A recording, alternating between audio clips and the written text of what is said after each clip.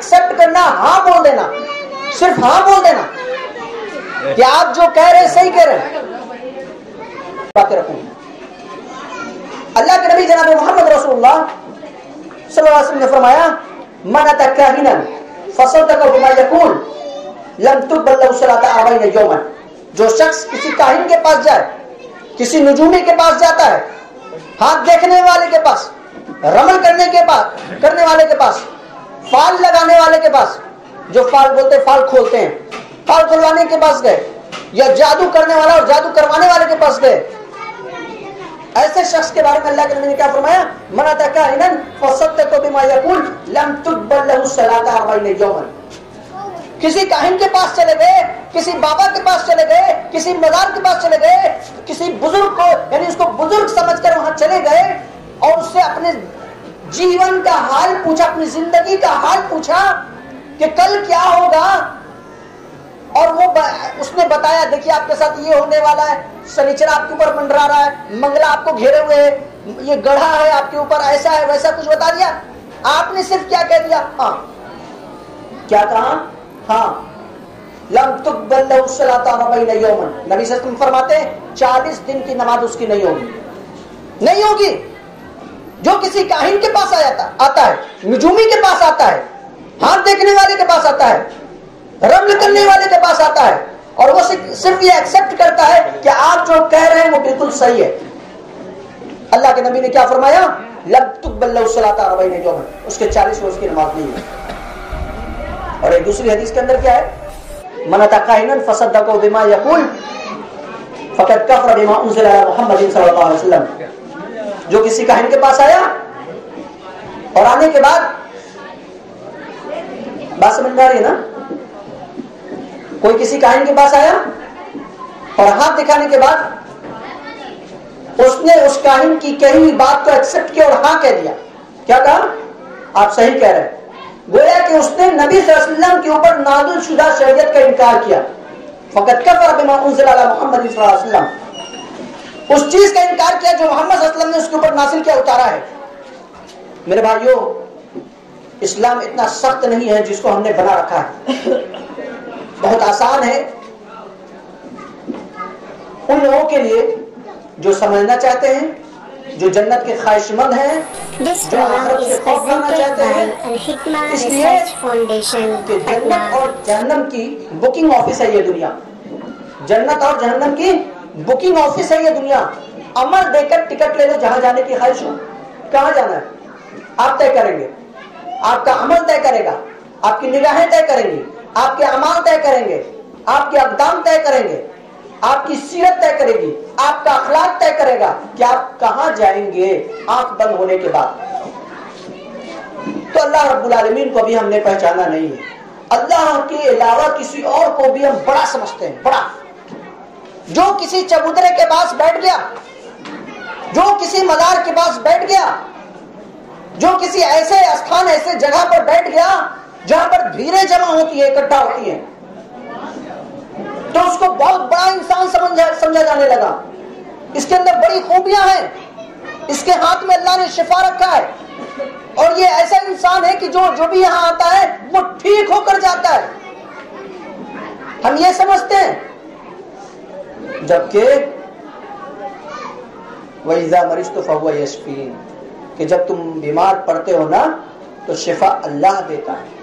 اللہ کے علاوہ کوئی شفا نہیں دے سکتا, کسی کی صلاحیت نہیں ہے. ان الذين تدعون من دون الله لا يخلقون شيئا وهم يخلقون. اللہ کے سوا تم جنہیں پکارتے ہو نا وہ کسی بھی چیز کو پیدا کرنے کی صلاحیت نہیں رکھتے, وہ تو خود پیدا ہوا ہے. آپ ہمیں بتائیں کہ قبر کے اندر جتنے بھی بزرگان دین اولیاء کرام آپ کے مطابق ہیں, اتنے سارے ہیں جو لوگ, کیا وہ خود بخود پیدا ہوئے؟ اتنے بڑے بزرگ لوگ جو تھے, کیا ان کا کوئی پیدا کرنے والا ہے؟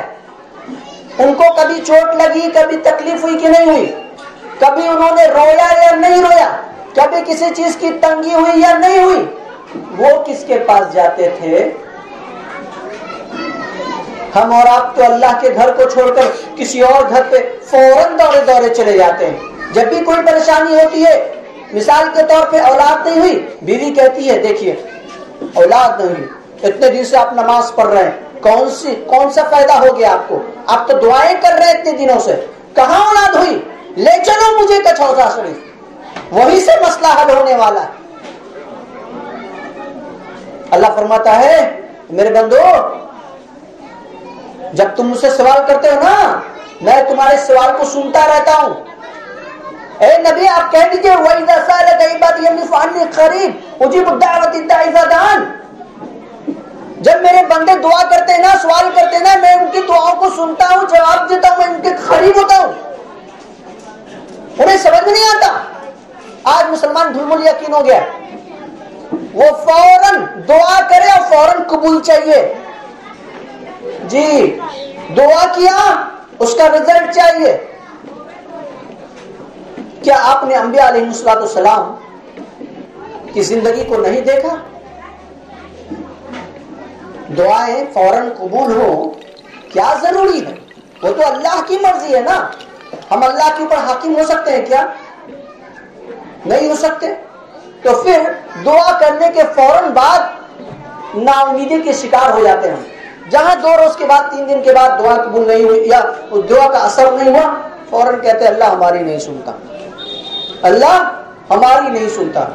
محترم بھائیو بزرگوں، سب سے پہلے ہم تمام مسلمانوں کو چاہیے کہ اپنے عقیدے کی اصلاح کریں، اپنے رب کو پہچانیں اور کتاب و سنت کے مطابق زندگی گزارنے کی توفیق اللہ سے طلب کریں، اس لیے کہ یہ ایسی چیز ہے جو شخص بغیر توحید کو سمجھے ہوئے چلا گیا، مطلب وفات پا گیا،